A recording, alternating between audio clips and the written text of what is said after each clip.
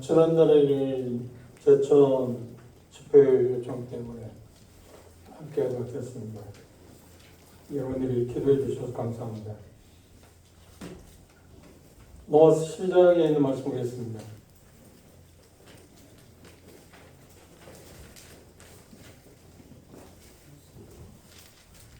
로마서 12장 1절, 2절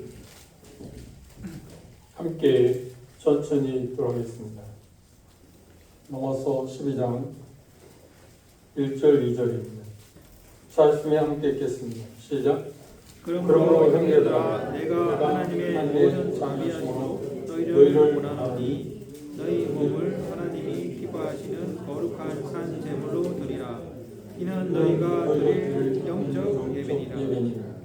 너희는 이 세를 본받지 말고 오직 마음을 새롭게 함으로 변화를 받아 하나님의 선하시고 기뻐하시고 온전하신 뜻이 무엇인지 분별하도록 하라. 감사합니다.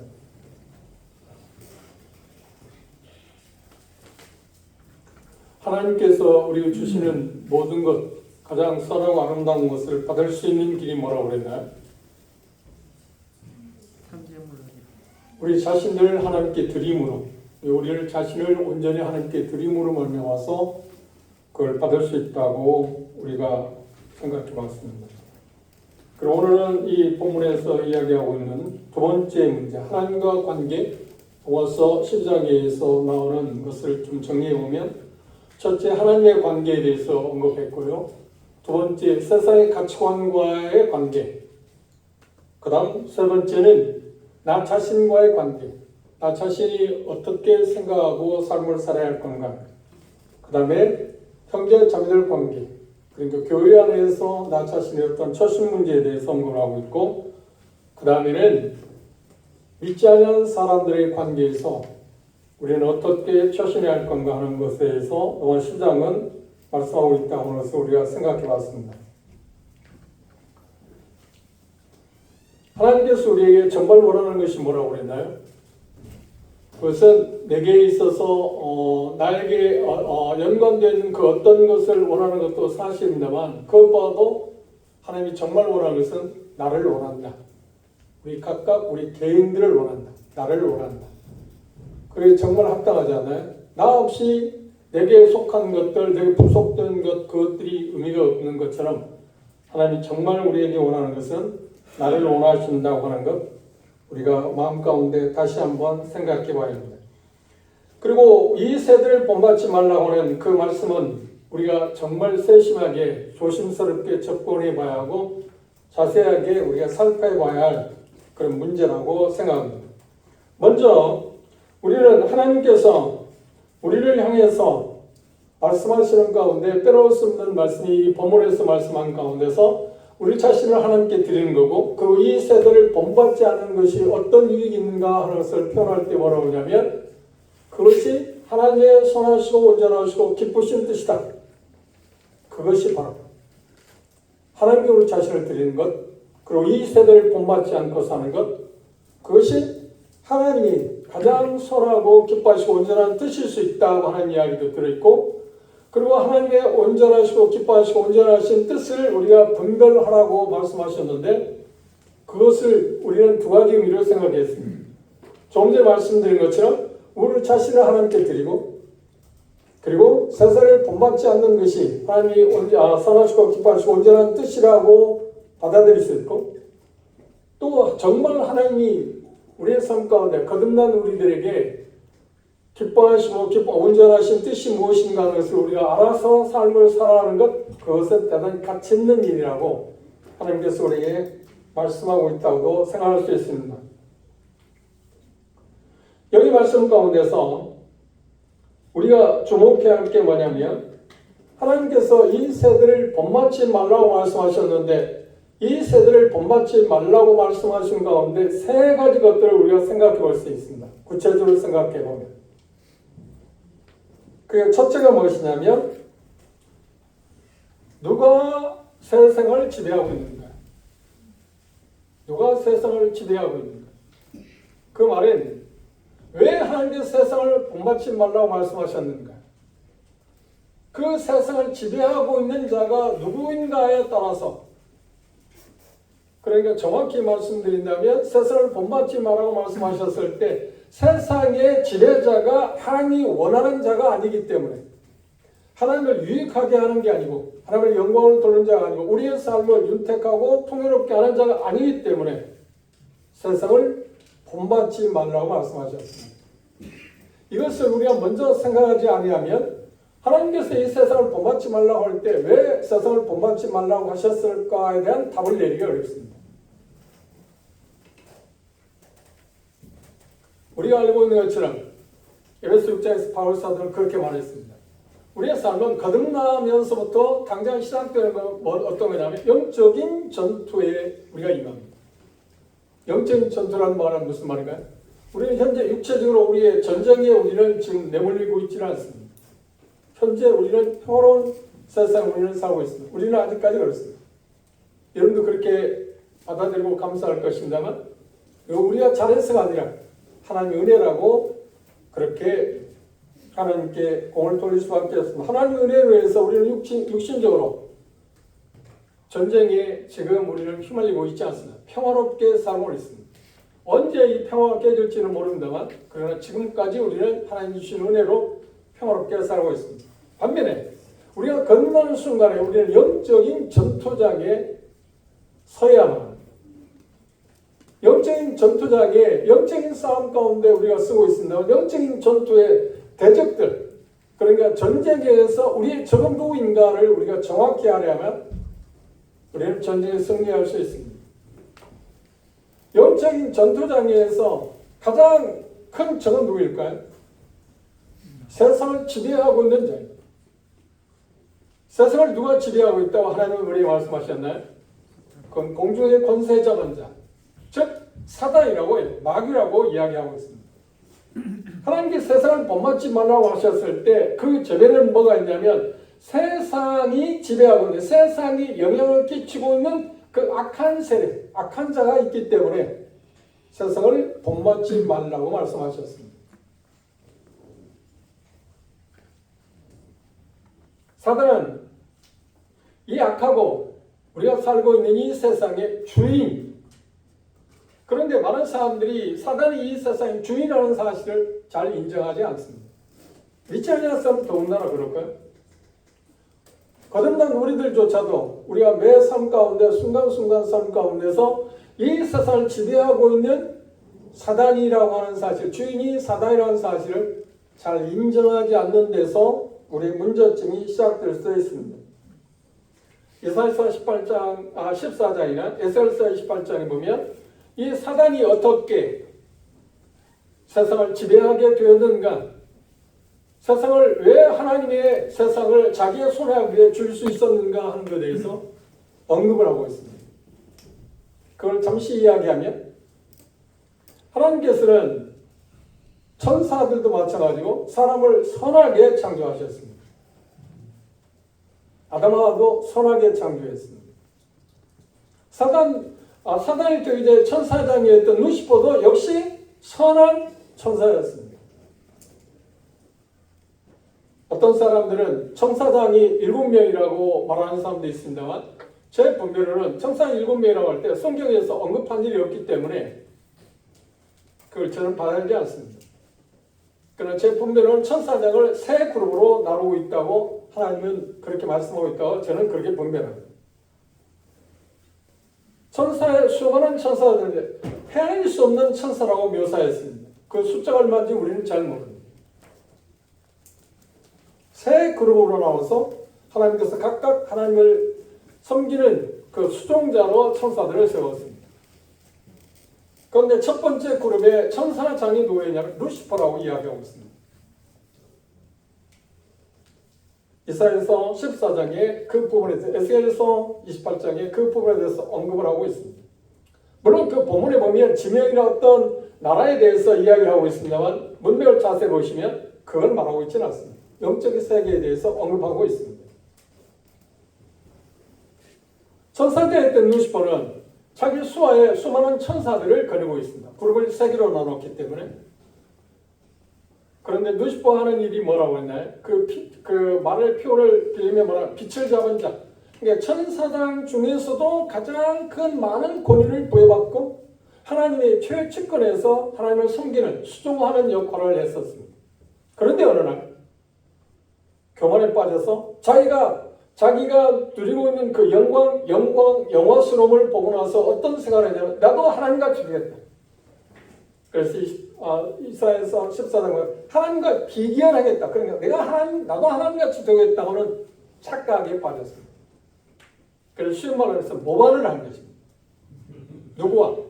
자기가 거느리고 있는 천사장의 거느리고 있는 천사들과 더불어서 모반을 했어요. 그때 하나님의 심판함으로 말미암아서 천사장의 뜬 루시퍼는 마귀 사탄이 되었고 그의 졸개들은 귀신들이 되었습니다.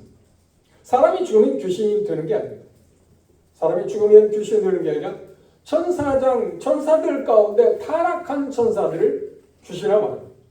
그런데 계시를 보면 자세히 보시면 천사들이 여러 그룹으로 타락한 천사들도 여러 그룹으로 나누었습니다. 그런데 자세히 보시면 계시록 10장 이하의 말씀에서 보시면 천사장이었던 마귀가 하나님을 위해서 대적할 때 그것에서 더 깊이 관여했던 천사들이 있었습니다. 그들을 하나님께서는 어제 천사장이었던 루시퍼는 마귀로 하나님께서 정죄를 했고 최측근이었던 그러니까 모방을 했던 주동자들 있지 않습니까? 그 천사들을 하나님께서 무적에 가둬놨다고 알고 있습니다. 그런데 드디어 계시록 10장은 무적에 갇혀있던 그 천사들을 잠시 내어놓아서 이 땅에 거하고 있는 우리는 이미 휴거되어 있으나 이 땅에 거하고 믿지 아니한 사람들을 약 5개월 동안 마치 전갈이 사람들의 속으로 말미암아서 오는 그 고통, 그 상상할 수 없는 고통입니다. 그 고통을 주게 될 거라고 이야기하고 있습니다. 그 천사들이 있고요. 그리고 또 이 세상 안에서 이 땅, 우리가 살고 있는 이 땅 가운데서 계속해서 하나님을 방해하고 하나님을 믿는 사람들을 괴롭히는 그런 귀신들이 있습니다. 천사들이, 타락한 천사들이 있습니다. 그룹들이 있습니다. 그 천사장과 그러니까 타락한 천사였던 사단과 그의 수하의 졸개들이 그 귀신들은 지금 이 땅에서 계속해서 세상을 지배하고 세상의 왕으로서 이 세상을 지배하고 다스리고 있습니다. 그래서 하나님께서는 이 말씀에서 또 다른 말씀에서 요한일서에 그런 말씀을 하고 계십니다만 세상을 사랑하지 말라. 그런데 이 본문에서는 세상을 사랑하지 말라는 대신에 세상을 본받지 말라고 이야기했습니다. 그런데 의역에서 성경에 필립스 성경에서 번역한 것을 제가 말씀을 드린 일이 있습니다. 그 말씀을 정확히 말하면 뭐냐면 세상이 너를 세상화시키려고 짜맞추려고 하는 그 틀에 갇히지 말라. 동조하지 말라. 세상을 본받지 말라는 것은 그런 의미가 놓여있다고 했습니다. 사단의 목표는 무엇일까요? 이 세상 믿지 않는 사람, 우리들도 구원받기 전에 에베소 2장에 말씀하는 것처럼 공중의 권세 잡은 자의 아래에서 우리도 지배를 받고 살았습니다. 그래서 사단은 계속해서 믿지 않는 사람들도 믿지 못하도록 하는 것이 그의 첫 번째 목적입니다. 예수님께서 요한복음 10장에서 그런 표현을 했습니다. 사건은 사단에 대한 어떤 표현을 하시면서 그것들이 하는 일은 뭔가요? 사람들의 생명을 멸망시키는 일에 그들의 심의를 기울이고 있다. 구원을 받게 되면 더 이상 관여할 수 없지 않나요? 멸망시킬 수는 없지 않나요? 그러면 사단은 구원받은 우리에게 뭔 일을 하는가요? 어떤 일을 할까요? 그렇죠. 하나님을 향해서 효과적인 삶을 살지 못하도록 계속해서 우리를 하여금 쉽게 얘기하면 유혹해서 범죄하게 함으로 말미암아서 하나님과의 사귐을 저해하게 해서 아름다운 사귐을 갖지 못하게 관계는 훼손될 수 없습니다. 사귐을 갖지 못하도록 하게 해서 하나님 앞에서 효과적인 삶을 살아가지 못하도록 하는 것이 사단이 거듭난 우리들을 향한 목표입니다. 그래서 그 일에 대해서 사단은 전력 투구하죠. 어떻게? 우리를 유혹해서 그걸 시험이라고 하는 표현을 썼습니다.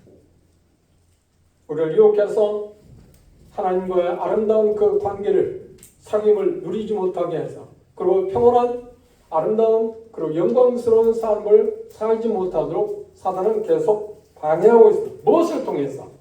이 말씀하는데 세상을 통해서. 그러면 여기 성경에서 말하는 세상이라고 하는 정의를 뭐라고 내릴 수 있나요?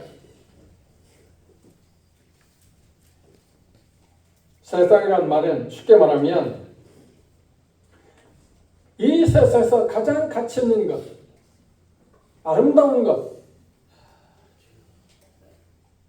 그것들을 우리로 하여금 떼어놓게 하는 것. 그것들을 통해서 이 세상에 우리가 그러니까 거듭난 그리스도인들이 하나님과의 사귐 가운데 누릴 수 있는 그 아름답고 존귀한 것들, 영광스러운 것들을 누리지 못하도록 하기 위해서 계속해서 우리에 주는 어떤 세력, 압력들, 그런 모든 것들을 통칭해서 우리는 세상이라고 그렇게 표현하고 있습니다.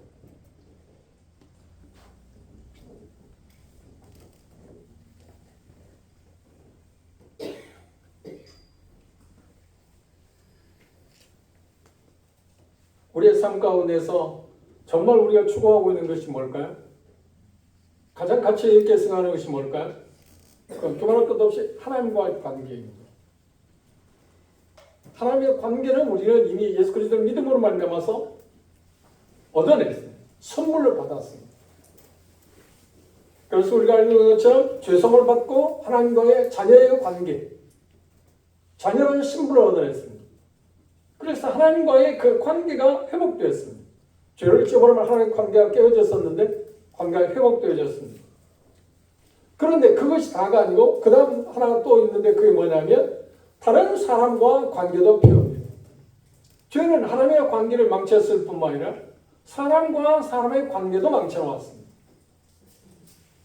그리고 죄를 지었을 때 아담 하와가 죄를 지었을 때 세 번째는 어떤 거예요? 피조물과의 관계도 파괴되었습니다.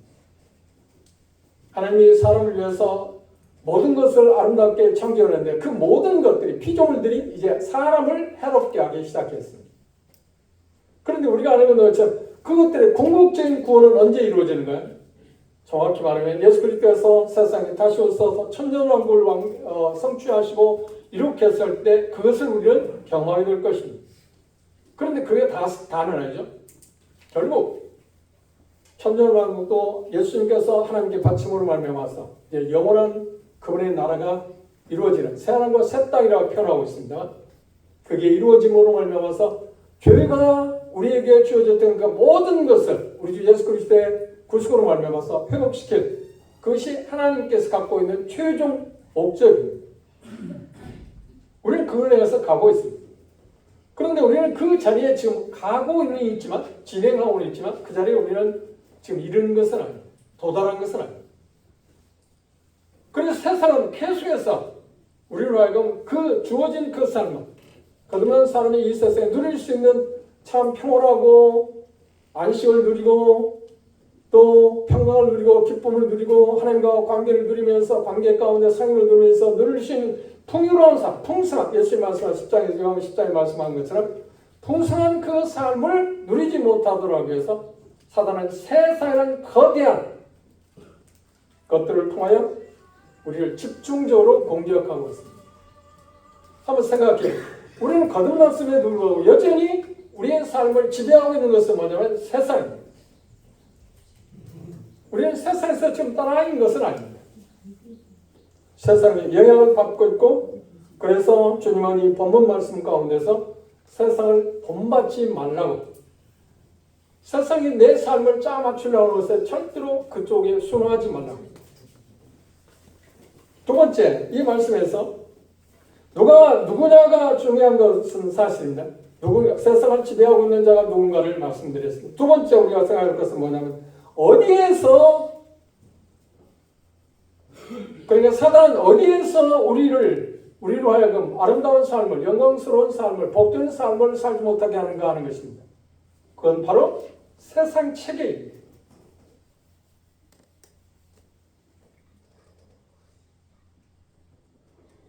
사단이 활동하는 곳은 어디일까요? 바로 세상입니다. 우리가 보이질 않습니다. 우리가 볼 수 있는 게 아니에요. 세상은 무엇인가요? 하나님의 뜻을 이루는 일에 있어서 하나님의 영광을 돌리는 데 있어서 항상 어떤 저에게 되는 그 모든 요소를 가리켜서 세상이라고 그렇게 하나님께서는 단언했습니다. 하나님께 영광을 돌리는 데 있어서 방해되는 모든 것들, 하나님과 사귐을 누리는 데 있어서 방해가 되게 하는 것, 그것의 진보를 가져오지 못하게 하는 그 모든 것들을 하나님은 뭐라고 하십니까? 그게 바로 세상이다. 효과적인 방법은 뭘까요? 그 세상을 통해, 사단은 세상을 통해서 우리로 하여금 죄를 지게 함으로 말미암아 그리스도인의 아름다운 삶을 살아가지 못하게 합니다. 효과적인 그리스도인의 삶을 살지 못하게 합니다. 풍성한 삶을 살아가지 못하게 합니다. 왜 우리가 기쁨을 잃을까요? 평안한 삶의 저하를 받을까요? 안식을 누리지 못할까요? 우리가 예수 그리스도를 믿을 때 우리는 참 행복했잖아요. 이 세상 그 어떤 거 바꿀 수 없었잖아요. 그런데 점진적으로 우리가 삶을 살아가면서 세상에 대해서 우리가 너무 잘 모르기 때문에, 그러면 세상을 지배하고 있는 사단이 누구인 것도 잘 모르기 때문에 세상에 우리들 자신들이 맞춰가는 삶을 통해서 세상의 가치관에 따라서 우리들 자신의 어떤 가치관을 형성하려고 하는 데서부터 우리는 어떤 게 그게 바로 죄라고 이야기합니다. 그런 수많은 그 죄들이 사단은 세상이라는 그 우리가 접하고 있는 그 모든 것들을 통하여 계속해서 우리로 하여금 아버지 하나님 앞에서 합당한 삶을 살아가지 못하도록 지금 여전히 역사하고 있습니다. 기억하십시오. 사단은 활동하는 범위는 이 세상입니다. 이 세상이라는 매체를 통해서 우리를 유혹하고 있다는 사실입니다. 그런데 이 세상이 무엇이냐에 대해서 정확히 요한 사도는 2장에서 그렇게 말했습니다. 첫째 뭐라고요? 육신의 정욕, 두 번째 안목의 정욕, 세 번째 이생의 자랑이라고 그렇게 딱 세 가지로 규정해 놨습니다. 그것의 구체적인 것은 주님이 허락하시면 다음 기회에 더 구체적으로 생각해 보도록 하십니다. 그럼 한 가지는 기억하십시오. 이 세상을 지배하고 있는 작자는 누구라고요? 그렇다고 해서 하나님이 예수 그리스도께서 이 세상을 지배하지 않는다는 말이 아닙니다.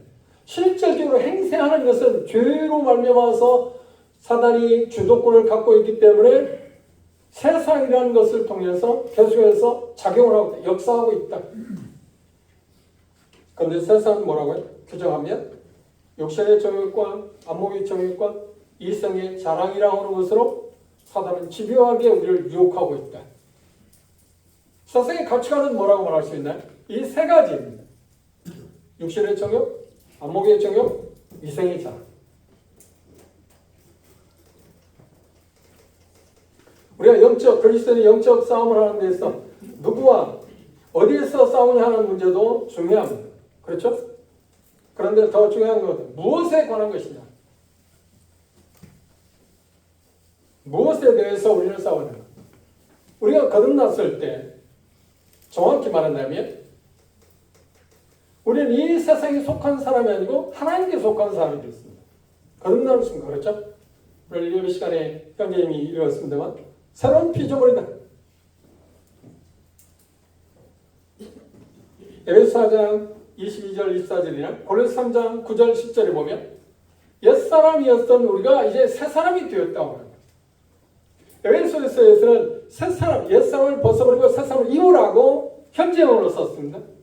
그런가 하면 고린도서 3장에 뭐냐면 이미 옛사람이었는데 이제 새사람이 되었다고 합니다. 과거형으로 쓰고 있습니다.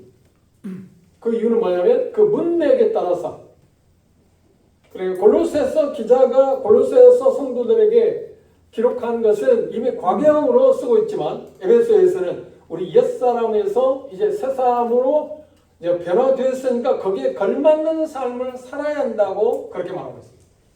물론 골로새도 그렇게 이야기하고 있는 사실입니다. 문맥을 자세히 보시면 우리가 거듭났음에도 불구하고 여전히 우리는 육체만 아직 거듭난 사람이에요. 변화된 게 아니에요. 그 말은 육체라고 할 때 우리의 이 육체만을 가리키는 게 아니에요. 육신이라는 말을 성경에 써 있습니다. 말씀드린 것처럼 옛사람을 이야기. 옛사람이란 무엇인가? 죄의 본질은 거듭났으면서 죄의 본질은 여전히 우리에게 있다. 그 죄의 본질이 언제 없어지는 거야? 예수 그리스도에서 오실 때. 우리가 예수 그리스도처럼 완전히 변화될 때만 그때 죄의 본질 자체에서 벗어납니다.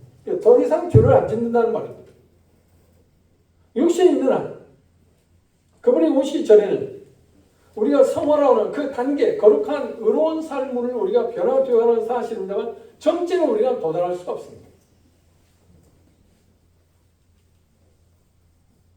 그래서 성경은 거듭난 우리들에게 그렇게 해서는 안 되지만 어떤 가능성을 말하고 있냐면 우리가 죄를 지을 수 있다고 말합니다.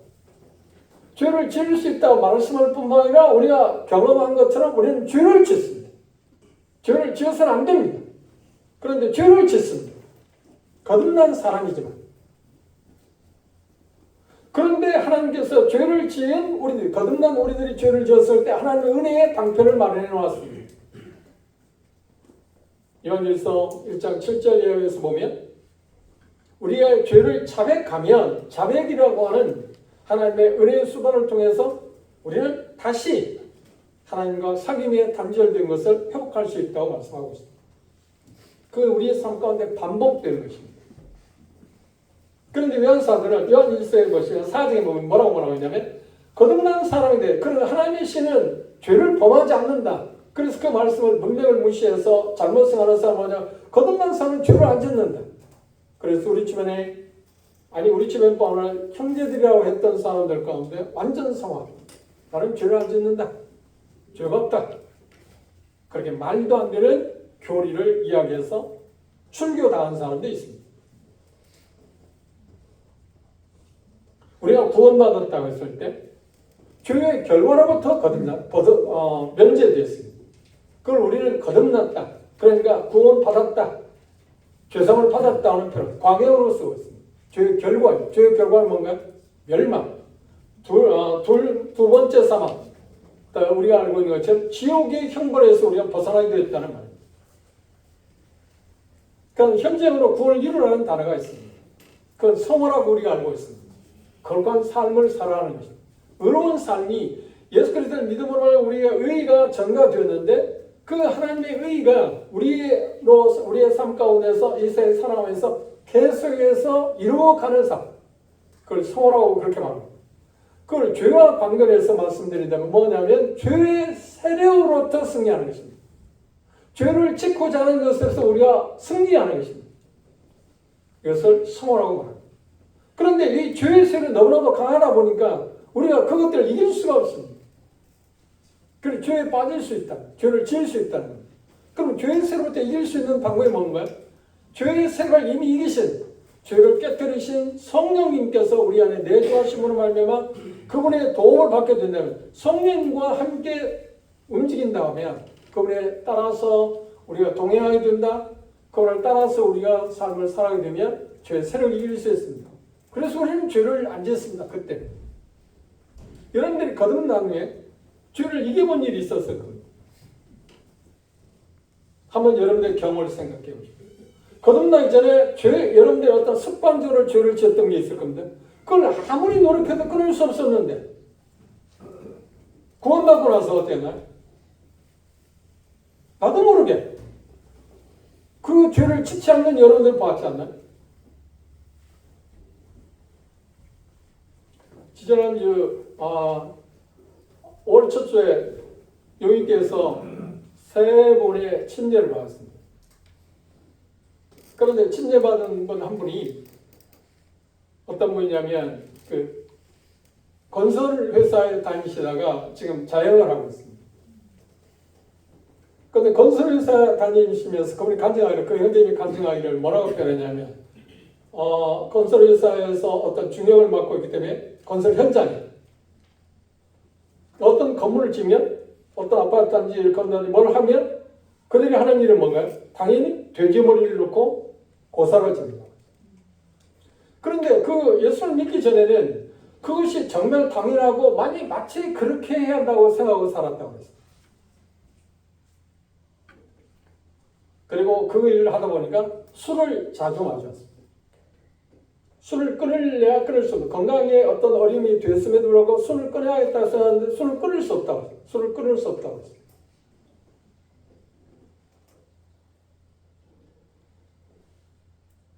그런데 구원받고 나서, 침례받기 전에 구원받고 나서 믿음을 고백하고 나서 자기도 모르게 술에서 완전히 멀어졌다. 그러면 생각해 보십시오. 그 형제님에게 술을 끊을 수 있게 하신 분이 누굴까요? 습관적으로 술이 자기를 지배하던 삶을 사는 사람입니다. 그런데 예수 그리스도를 믿자마자 자기도 모르게 자기 안에 했대. 나는 이제 오늘부터 술 안 마신다.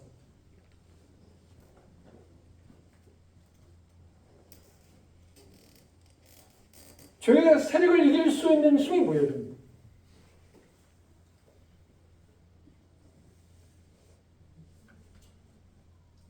거듭난 우리에게는 여전히 죄의 본질이 남아있습니다. 그것을 성경 말하면 옛사람이라고 표현합니다. 자라는 표현도 하고 옛사람이라는 표현을 합니다. 우리는 그것에 해방되었습니다. 그러니까 그것에 해방되었다는 말은 뭐냐면 그 말을 오해하면 안 돼요. 해방되었다는 말은 그것에 대해서 전혀 영향을 받지 않는다는 말이 아니고 본질적으로 신본적인 면에서는 우리는 완전한 사람입니다. 그렇죠? 그러나 우리의 상태는 어떤가요? 여전히 그것에 영향을 받을 수 있다는 거예요. 그걸 오해하게 되면 문제가 옵니다. 어려움이 됩니다. 갈등이 생길 수밖에 없어요. 옛사람에 대해서 우리는 벗어났다고 이제 새사람이 되었다고 하는데 옛사람이 작용하게 되면 자기가 죄를 지을 때마다 왜 내가 이래야지? 그런 갈등이 있지 않나요?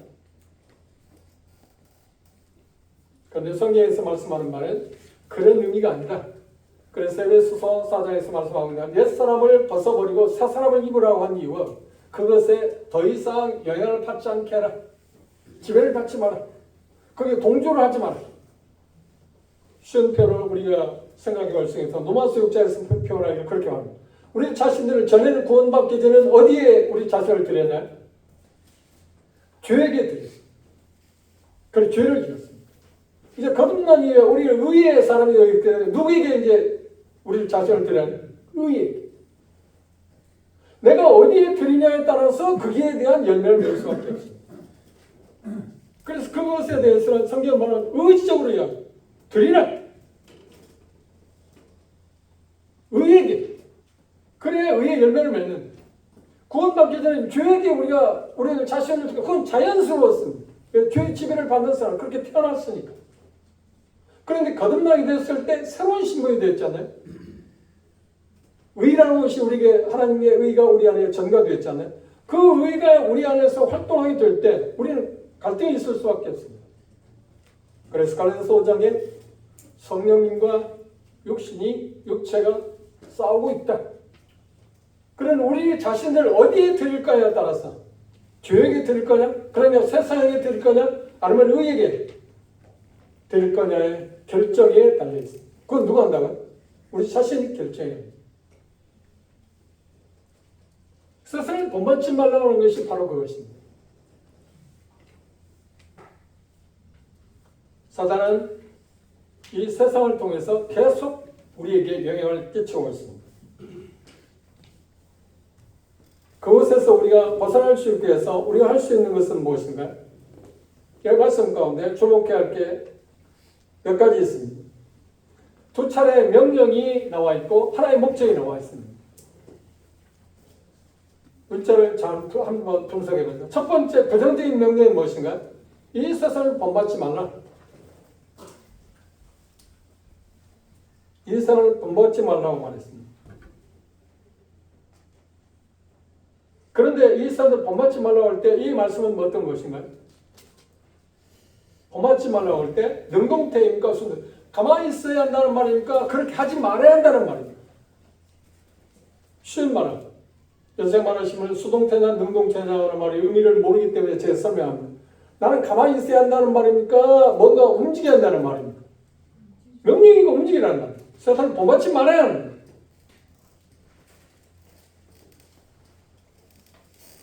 부정적인 명령입니다. 그래서 이 말씀을 좀 의역하며 이렇게 표현했습니다. 이 세상의 질서에, 이 세상의 영향력에, 이 사이 주는 그 압력에 여러분의 모양이 빚어내도록 버려두지 마라. 쉽게 말하면 이 세상에 말하고 요구하고 있는 게 사단이 세상을 통해서 우리에 영향을 끼치고자 하는 것에 대해서 뭐라고 해? 그 영향을 받지 마라. 영향을 차단하라. 이 세상에 본받지 말라는 말이 그 말입니다. 그런데 우리가 중요한 것은 뭐냐? 우리는 여전히 이 세상에 살고 있잖아요. 우리가 보는 것은 우리의 생각은 계속 세상적인 생각이 우리 마음에 있습니다. 우리가 거듭났음에도 불구하고 여전히 아직 완전 변화되지 않았기 때문에 우리의 주된 생각은 어디에 있나요? 영적인 생각이 더 많을까요? 세상적인 생각이 더 많을까요? 어쩔 수 없이 육신적인 생각이 더 지배하고 있다는 거예요. 새 생명이 있어요. 새 사람이 있어요. 그런데도 여전히 자연스러운 게 뭐냐면 새 생명과 관련된 것보다는 옛 생활에 관련된 것이 훨씬 더 자연스럽다. 그 말은 뭐예요? 그것에 더 영향을 받기 쉽다는 거예요. 이게 자연스럽다는 거예요. 그게 자연스럽지 않다면 하나님께서 우리에게 세상을 본받지 말라고 말씀한 일이 없잖아요. 그것이 강력한 힘을 갖고 있기 때문에. 그러나 그보다 더 강력한 힘은 뭔가요? 성령님께서 그 강력한 힘을 갖고 있습니다. 그걸 저할 수 있습니다. 그리고 세상을 본받지 않을 수 있습니다. 그럼 세상을 본받지 말라고 말씀하신 저에는 뭐가 있나요? 그걸 우리가 할 수 있다고 해서 그렇게 말씀할 때 그걸 말씀하고 있는 게 아니에요. 그렇게 말하자면 그 율법주의라고 말합니다. 할 수 없음에도 불구하고 그렇게 말씀하신 이유가 뭐냐? 우리가 그렇게 하고자 하면 아까 로마서 6장에서 우리 자신들을 의의 병기로 하나님께 드리고자 하면 첫 번째로 그랬잖아요. 하나님께 우리 자신을 드리면 성령께서 그걸 이길 수 있는 힘을 둬야 돼요. 세상이 더 이상 우리에게 영향을 끼치지 못하게 한다. 그것을 우리는 은혜라고 말하는 것입니다. 이걸 안다는 것이 그렇게 쉬운 일이 아닐지도 모릅니다. 이것의 의미가 그것이 우리에게 주는 삶이 무엇인가를 그렇게 구체적으로 이해하고 그것에 갈등을 느끼고 하는 것을 그 자리에 오르는 것이 그렇게 쉽지 않을지도 모릅니다. 그러나 우리는 정도의 차이가 있지만 우리는 그것에 대한 수많은 갈등을 겪고 거듭나는 순간부터 지금까지 왔습니다. 조금씩 성숙해가면 그것이 정확히 뭘 의미하는 것을 우리가 이해하기도 하고 그것이 주는 의미가 내게 있어서 현실적으로 어떻게 이루어지는 것을 우리가 경험할 수는 있습니다.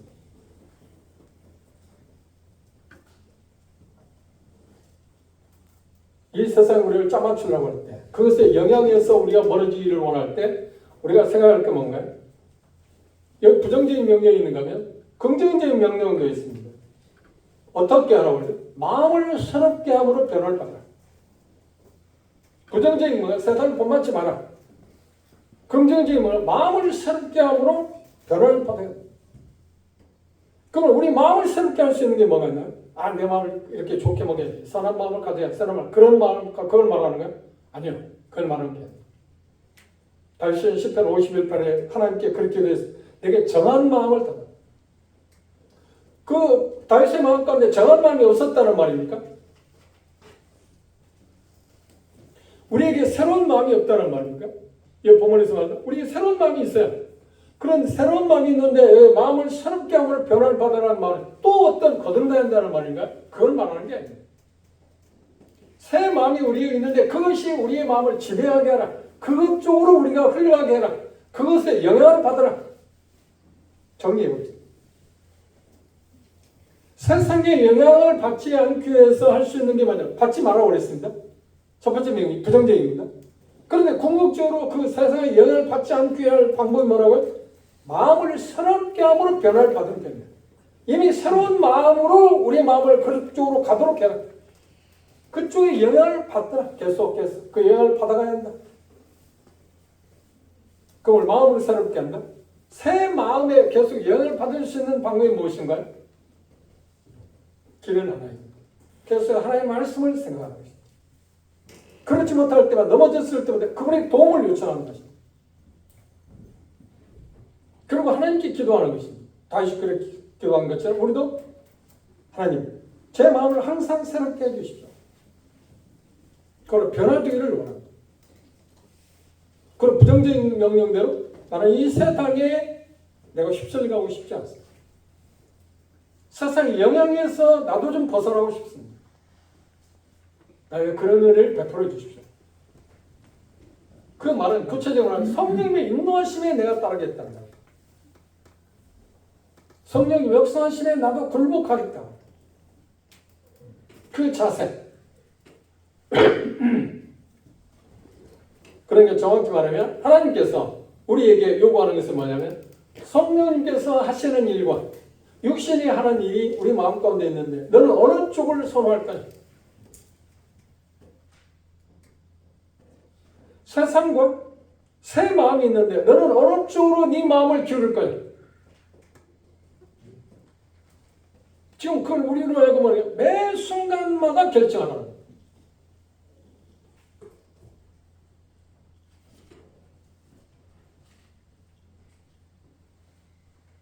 목적은 무엇인가? 자, 번에 말씀드린 것처럼 부정적인 명령 들었습니다. 긍정적인 명령 들었습니다. 목적은 무엇인가? 말씀드린 것처럼 하나님 선하시고 기뻐하시고 온전한 뜻이 무엇인지 그걸 분별할 수 있습니까? 그렇게 할 때 하나님이 얼마나 선하신 분인가? 그리고 하나님께서 나에 대해서 생각하는 것이 얼마나 기뻐하고 아름다운 것이 영광스럽고 가치 있는 일인가? 그리고 얼마나 그것이 온전한 것인가 하는 것을 알 수 있게 된다는 거예요. 목적으로 생각한다면 이렇게 생각하면 됩니다. 왜 세상을 본받지 말라고 마음을 새롭게 하고 변화를 받아야 하는가? 그래야만 하나님의 선하시고 기뻐하시고 온전한 뜻이 무엇인가 하는 것을 우리는 더 알아갈 거고 그 경험을 그것을 누릴 수 있다는 말입니다. 2절 말씀이 그렇게 요약하고 있습니다.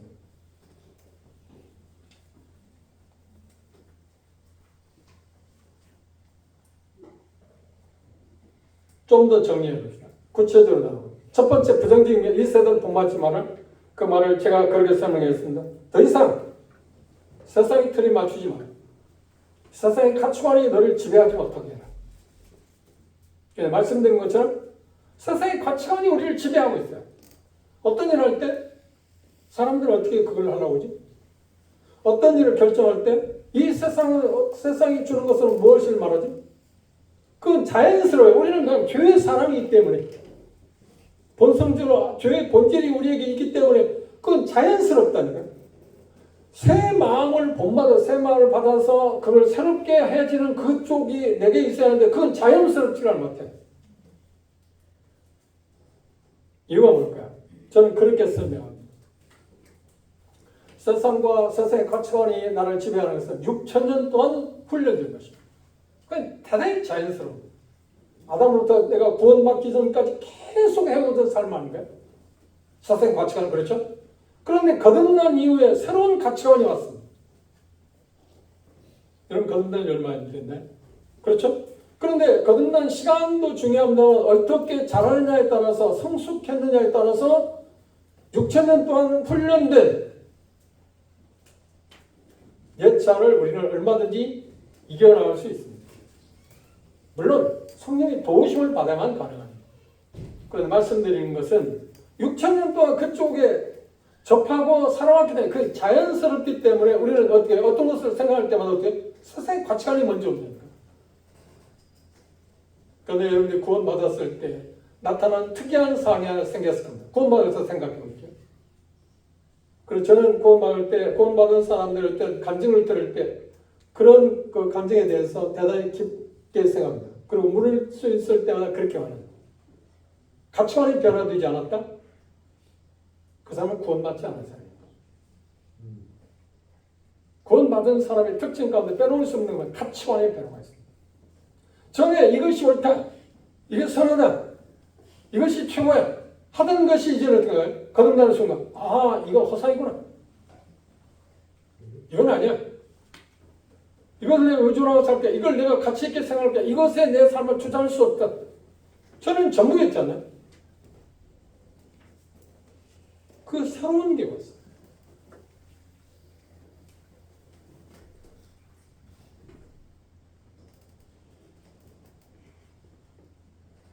그런데 긍정적인 명령은 뭔가요? 오직 마음을 새롭게 함으로 변화를 받아요. 계속해서 마음을 새롭게 하는. 마음을 새롭게 하는 건 어떤 건가요? 하나님의 말씀을 통해서 계속해서 어떤 이야기가 나올 때, 어떤 것들을 결정하게 될 때, 이게 하나님께서 원하시는 걸까요? 하나님 기뻐하시는 게 뭘까요? 하나님 보시기에 온전하신 것이 뭘까요? 하나님이 즐거워하시는 게 뭘까요? 내가 즐거워하고 내가 기뻐하는 게 아니라 사람들이 즐거워하고 기뻐하는 게 아니라 그건 자연스러운 거니까. 그 자연스러운 것이 생각날 때마다 나를 지배하려고 할 때마다 지금 세상 본받지 말라고 그 생각 나올 때마다 어떤 쪽으로 기울느냐? 하나님이 기뻐하시는 게 도대체 뭘까? 하나님 즐거워하시는 게 뭘까? 하나님 기쁘시게 할 수 있는 게 도대체 뭐지? 제가 그런 말씀을 드린 적이 있습니다. 저는 그렇게 하려고 대단히 노력을 합니다. 그런데 어떤 때는 그렇게 하지 않는 때가 있어요. 하지 않아서 실패한 때가 많습니다. 그게 뭐냐면 예수님이라고 하면 이때 어떻게 하셨을까? 바울 사도라고 하면 이때 어떻게 했을까? 이 문제가 왔을 때 어떻게 했을까? 베드로라고 하면 이 상황이 왔을 때 어떻게 했을까? 또 쉽게 표현할 수 있다고 하면 여러분들이 존경하는 사람인데요. 여러분들이 그 그리스도 안에서 존경하는 형제들이 있나요? 그 형제님이랑 이런 문제 왔을 때 어떻게 했을까? 이 안에 지혜를 줄 수 있어요. 그리고 또 저는 그렇게 묻습니다. 이런 상황일 때 주님은 뭐라고 말씀하실까? 주님은 뭐라고 말씀하실까? 그러기 위해서는 말씀을 알아야 되잖아요. 주님 말씀을 모르는데 이런 상황에서 주님 뭐라고 말씀하는데 어떻게 알겠습니까? 그런데 우리는 기본적으로 거듭난 사람들은 기본적으로 그 자세를 취하면 주님께서 우리를 지혜를 주셔서 더 좋은 길을 선택할 수 있게 합니다. 그 자세를 취하면 무슨 말 아시겠어요? 방법이 중요한 게 아니라 그 자세. 주님은 이때 어떻게 하시기를 원하실까? 주님은 이런 경우에 뭐라고 말씀하실까? 그 말씀은 내가 정확히 잘 몰라요. 거기에 대입시킬 수 있는 건 없을지도 몰라요. 그러면 그 자세를 갖고 하나님께 물으면, 주님께 물어보면 여호와서 1장에 말씀하고 있는 지혜를 그분이 주신다고 하잖아요. 나는 그 말씀을 믿습니다. 후히 주시고 꾸짖지 않는 지혜가 부족할 때, 어떤 문제를 다루할 때 그것이 하나님 기뻐하시는 것이 무엇인지를 묻게 된다면 주님께서 뭐라고 하세요? 주시겠다고 그랬잖아요. 저를 구해라. 여러분 삶 가운데 그 많은 경험을 했어요. 저도 마찬가지예요. 그래서 제 삶 가운데 항상 그걸 마음에 두고 있어요. 어떤 상황에 접할 때. 그런데 어떤 상황에 접하고 어떤 게 진행되면 까맣게 그걸 잊어버리는 경우가 있어요. 그게 지배를 않는 경우가 있어요. 쉽게 말하면 이 본문을 말씀하는 걸 마음을 새롭게 함으로 변화를 받아야 하는 쪽으로 내 마음을 기울이지 않는 쪽이 있어요. 그렇게 하면 나는 실패해. 세상에 갇혀있는 나를 지배해. 사람들은 어떻게 생각할까? 또 내가 손해보는 건 아니야? 내 명예에는 문제가 되지 않을까? 나는 이 세상에서 어떤 것을 잃어버리는 게 아닐까? 제가 말씀드렸잖아요. 그건 자연스럽다고. 우리에게 그걸 자리 잡고 있어요.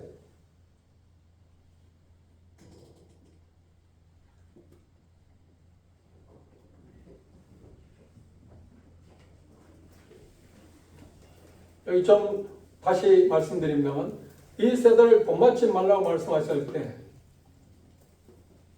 그것의 행동의 주의해라. 그것이 영향력의 주의해라. 세상이 주는 그 영향력의 주의해라. 그러면 세상이 주는 영향력은 여전히 우리를 다 거의 지배하고 있잖아요. 그죠? 지금 6월 3일이 무슨 날입니까? 그리고 대통령 선거입니다.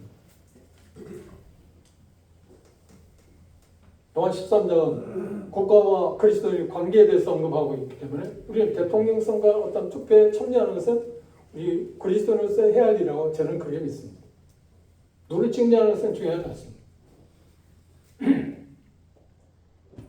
그런데 지난번 형제들 모임에서 어떤 형제님이 그렇게 이야기했습니다. 저에게 묻기를 이렇게 질문했습니다.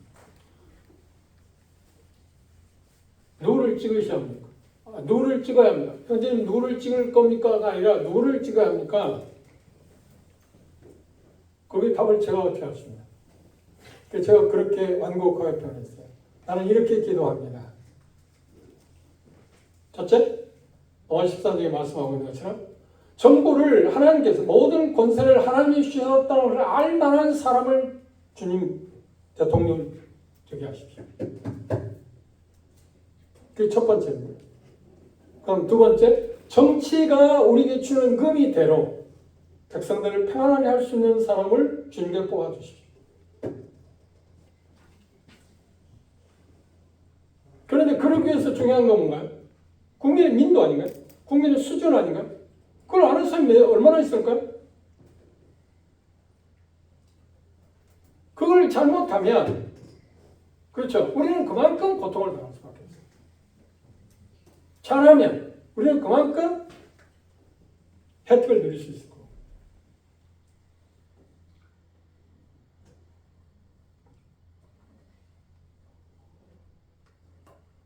어차피 이 세상의 그 어떤 사람이라도 주님께서 오셔서 그 나라를, 그분의 나라를 세우기 전에는 아름다운 나라를 우리는 볼 수 없습니다. 그래도 우리는 어때요? 우리가 이 땅에서 살아가는 동안에 잠시만이라도, 짧은 시간만이라도, 몇 년이 되든 간에 그 평화롭게 우리가 좀, 그렇죠, 그런 삶을 살아갈 수 있는 사람을 하나님께서 좀 뽑아달라고 저는 그렇게 해요. 아직 안 정했어요. 아직 몰라요. 그런 사람을 하나님께서 선출해 주죠. 왜? 모든 권세를 하나님 온다고 그랬어요.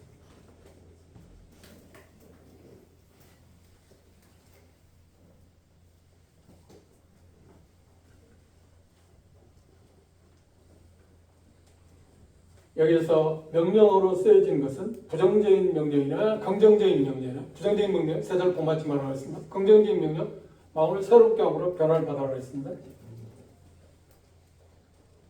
명령하신 목적은 뭐냐면, 우리로 하여금 그런 일을 할 수 없는 사람이기 때문에 그 일을 할 수 있는 성령님을 의존해서 성령님께서 이끌어 가는 대로 우리도 같이 어떻게 해요? 움직여라. 그걸 동역이라는 표현을 쓰기도 합니다. 그분이 가고자 하는 대로. 그것은 어떤 면에서 보면 좀 심리적인 게 아니에요. 이해하기 어렵잖아요. 그래서 제가 구체적으로 제 경험을 이야기하는 겁니다.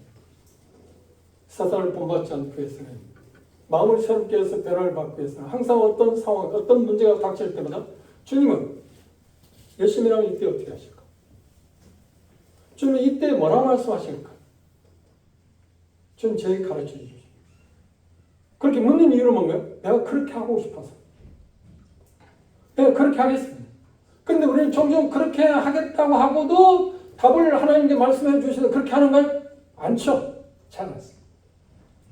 그것을 갈라디아서는 기자는 뭐라고 합니까? 하나님을 만원히 여기는 거라고 했습니다. 하나님과 장난치는 것. 그런데 제 삶 가운데 수없이 그런 일을 했을 겁니다. 앞으로 할 가능성이 있습니다. 그걸 이용해 먹는 거예요.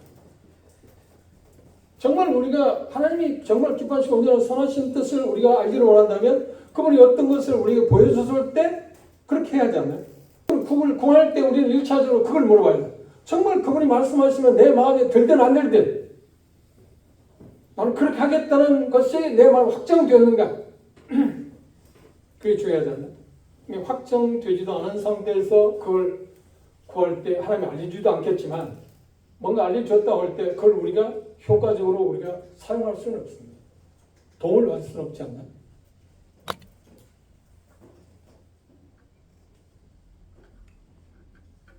사단이 세상을 통해서 우리를 지배한다고 했습니다. 세상에 예언했습니다. 그런데 요한복음 8장에 사단에 대해서 하나님은 딱 이렇게 정죄했습니다. 정죄해 놨습니다. 뭐라고 정죄했나? 사단은 처음부터 거짓말장이다. 그러니까 세상이 주는 믿기는 가치관은 전부 다 거짓이다. 제 얘기가 아니에요. 하나님 말씀. 그런데 이 거짓된 것이 우리에게는 진리인 것처럼 받아들인다. 그것이 더 가치 있다고 생각한다는 거예요. 그렇죠. 언뜻 보기에는 가치 있어요. 이 땅에서는. 그렇죠. 효용성도 있어 보여요. 어느 정도, 어느 기간 동안에 어떤 것도 우리가 얻어낼 수 있는 것처럼 보여요. 그런데 결국은 어때요? 하나님께 심판할 때 다 없어지는 거예요. 마치 그런 3장에서 말씀드린 것처럼 하고 있는 것처럼 나무나 풀이나 지포로 집을 지은 사람들. 그런데 불타게 되면 어때요? 다 타버리고 저밖에 없잖아요. 하나님께서 이 세상을 본받지 말라고 말씀하신 이유 가운데 빼놓을 수 없는 두 번째가 있다고 뭐냐면 그건 다 거짓 된 거니까 세상이 주는 거짓 된 거니까.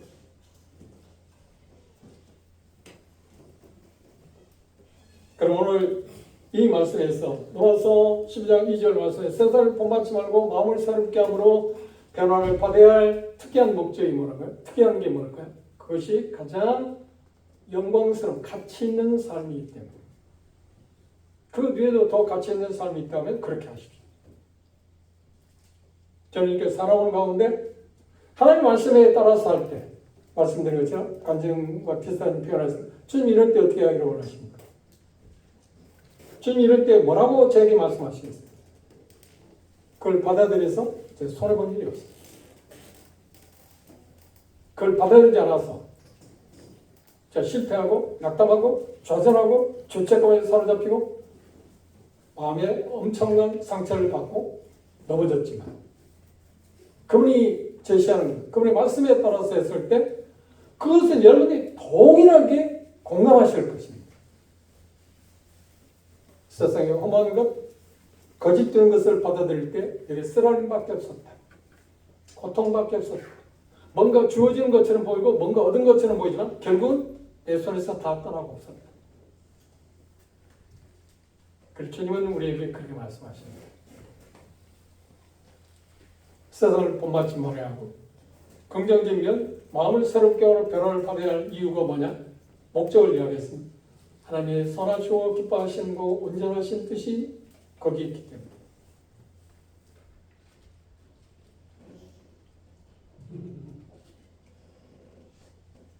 세상을 사랑하지 말라고 말씀하셨을 때 세상의 주인이 사단이기 때문에 사단은 세상이라는 매개체를 통해서 우리를 계속 현혹해서 하나님 앞에서 그리스도인 나오는 삶을 살아가지 못하게 합니다.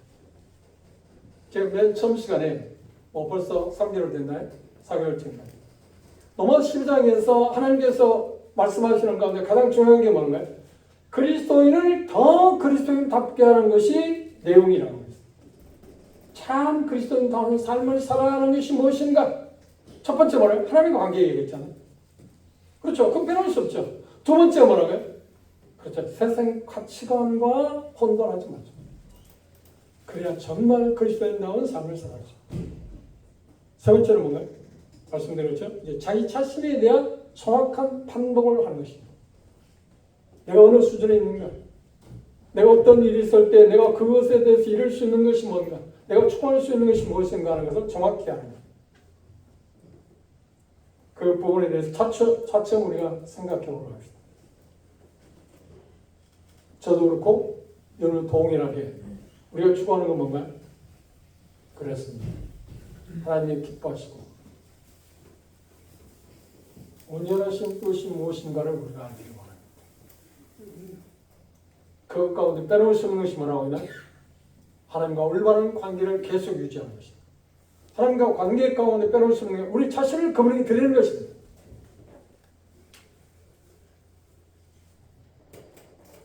그리고 하나님 기쁘시게 온전하게 하는 그 기쁘시게 할 수 있는 것이 뭔가요?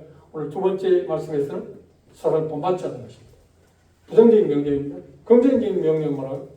마음을 새롭게 함으로 변화를 받는 매 순간마다 어떻게? 하나님의 말씀을 통해서 제가 분명히 말씀드립니다. 오늘 제 메시지를 들으면서 여러분들은 어떤 부분에서 인지는 모르지만 내가 마음에 새롭게 해서 변화를 받은 부분이 있을 것입니다. 그 일을 계속 추구해가면서 전진해 갑시다. 세상은 호락호락하지 않습니다. 세상은 물론 그리스도인다운 삶을 살아가도록 내버려 두지 않습니다. 계속해서 유혹합니다. 그래서 우리를 하여금 침림에 빠지게 하고 우리에게 주어진 그 아름다운 삶을 살아가지 못하게 하고 좀 더 고통스러운 삶을 살아가게 하고 심지어 나아서는 너는 하나님에게 쓸모없는 사람이야. 네가 뭘 해서 하나님을 기쁘시게 하려고 그래? 너 삶을 지켜봐. 돌아봐. 너 계속 실패하고 있잖아. 네가 죽어나면서는 전부 하나님께서 원하는 것과 다른 걸 지금 이야기하고 있잖아. 그걸 속지 마시. 그런 게 넘어졌을 때 그때마다 하나님의 은혜로운 방법 우리에게 제시했는데 자백과 회개를 통해서 다시 회복합시다. 그리고 다시 또 시작합시다. 하나님 우리에게 주는 가장 좋은 선물들이 여러 가지 있지만 그 중에 하나는 어떤 걸까요? 우리가 넘어져 또다시 일어설 수 있는 길을 주신다. 나는 최근에 어떤 사람, 어떤 매체를 통해서 그런 이야기를 들었습니다. 용서의 신앙은 어디서 있어야 할까요? 용서라고 하는 걸 아시잖아요. 그거 제가 말씀드린 게 있습니다. 용서의 신앙은 어디에서부터 시작되는가요? 우리 놓치고 사는 거예요. 상식은 알고 있어요. 근데 제가 그 이야기를 들으면 그렇구나 공감했어요. 그게 뭘까요? 잘못을 인정하는 데서 시작하는 것이죠. 그게 용서의 시작이에요. 우리 용서에 문제가 있는 건 뭐냐면 잘못을 인정하지 않기 때문에 용서하는 거죠. 하나님으로부터 용서를 받기 위해서는 그러니까 관계 문제가 아니라 그 사귐 가운데 문제가 일어나는 것 가운데 진정한 회복이 되지 않는 이유는 뭐냐면 우리 잘못을 인정하지 않는 거예요. 그리고 용서받잖아. 우리는 지독해도 그렇죠. 자연적인 우리 죄의 본질의 가장 치명적인 게 뭐냐면 우리는 잘못을 인정하지 않아요. 그게 치명적이에요. 그게 대단히 어려운 거예요. 자기 자신의 잘못을 말하는 게 생각보다 쉽지 않습니다. 그리고 어떤 사람 그렇게 말했잖아요. 세상에 가장 용기 있는 사람이 누구인가? 자기 잘못을 말하는 사람. 정말 용기 있는 사람. 위대한 사람은 누구일까? 자기 잘못에 정직하게 말하는 사람. 그렇죠. 근데 세상 그 사람들 위대하다고 생각하는가요? 그 사람 용기 있는 사람을 말하는가요? 아니요. 어떻게든 그걸 감춰야 되나? 어떻게든 미화시켜야 되나? 어떤 분이 있어요. 그게 나다. 내가 그렇게 했다. 내가 잘못했다. 그게 용서의 시작. 주님께서 우리가 상임의 회복을 가져오기 위해서는 우리가 첫 걸음을 떼어야 할 게 가장 중요한 게 뭐냐면 잘못을 인정하는 것입니다. 내가 그게 살았습니다. 그래야 우리는 세상에 우리를 지배하지 않게 하고 죄를 받을 수 없고 그리고 마음을 새롭게 함으로 우리는 변화를 받아서 하나님이 선하시고 기뻐하시고 온전한 뜻이 무엇인지를 알아가고 그 복을 우리가 누리지 있다고 합니다. 그 삶을 우리가 추구하기 위해서 세상의 여러분들 지배하지 못하게 하시고 그렇게 기회를 주지 마세요. 하나님께 기회를 주시고